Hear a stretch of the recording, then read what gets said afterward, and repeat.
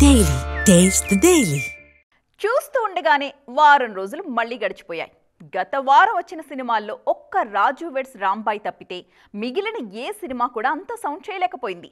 దాంతో ఈ వారం రాబోయే సినిమాలపైన బయ్యర్స్ ఆశలన్నీ పెట్టేసుకున్నారు. మరి అఖండ 2కి ముందు అదృష్టాన్ని పరీక్షించుకోబోతున్న ఆ సినిమాలేంటి, అందులో డబ్బింగ్ ఎన్ని, స్ట్రైట్ ఎన్ని? Have a look. Raju weds రాంబాయ్తో గత వారం కొద్దో గొప్ప థియేటర్స్ కళకళలాడాయి. చిన్న సినిమాగానే వచ్చినా మంచి వసూళ్లనే సాధించింది ఈ చిత్రం. ఇక ఈ వారం ఆశలన్నీ ఆంధ్ర కింగ్ తాలూకాపైనే ఉన్నాయి. డబుల్ స్మార్ట్ లాంటి డిజాస్టర్ తర్వాత రామ్ నుంచి వస్తున్న సినిమా ఇది. పైగా దాదాపు 8 ఏళ్లయింది రామ్ను సాఫ్ట్ క్యారెక్టర్లో చూసి. అవన్నీ ఆంధ్ర కింగ్ తాలూకాలో కనిపిస్తున్నాయి.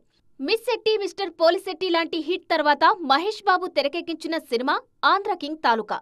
టైటిల్తోనే తన వైపు తిప్పుకున్నారు ఈ దర్శకుడు.